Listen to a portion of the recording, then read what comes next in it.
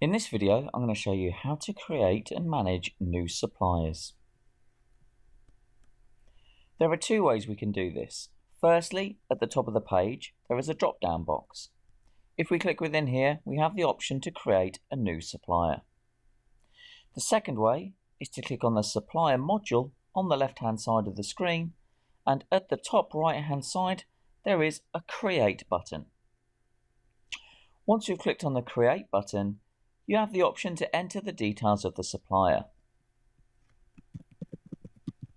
It will automatically create a supplier code, but you can override this if you wish to. Then just click the Create Supplier button, and that's now created a new supplier record. There are various tabs across the top of the supplier record, and you can continue to fill in as much information as you need into here. The name has already been created once we created the supplier, and then we can just enter some additional information. So I can add in my contact at the supplier, and then I can continue to add in their address details.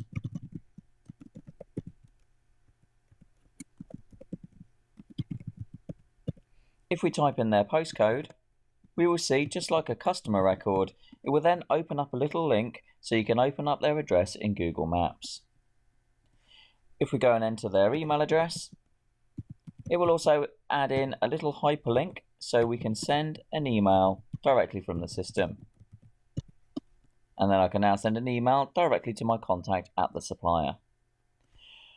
Once I'm happy with all of these details, all I need to do is just click the Update button. Those details have now been saved against the supplier record.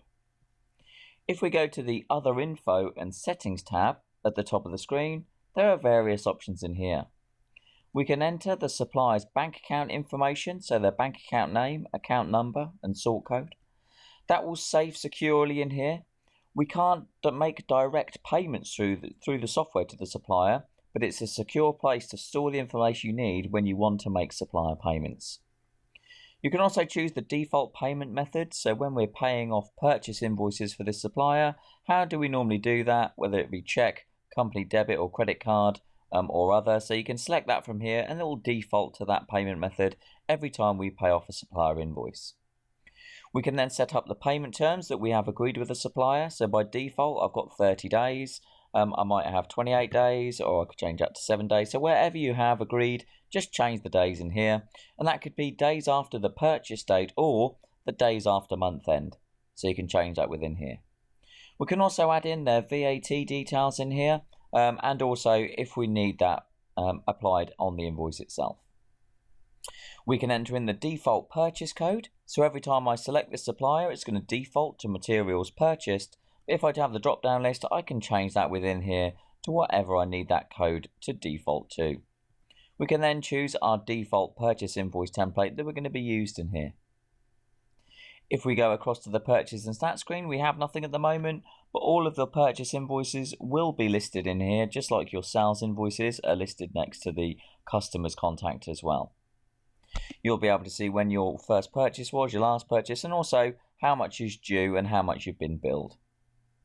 We've also got an envelopes tab on the right hand side, so if you do need to send any information directly to a supplier, then it will print this information out onto envelopes for you.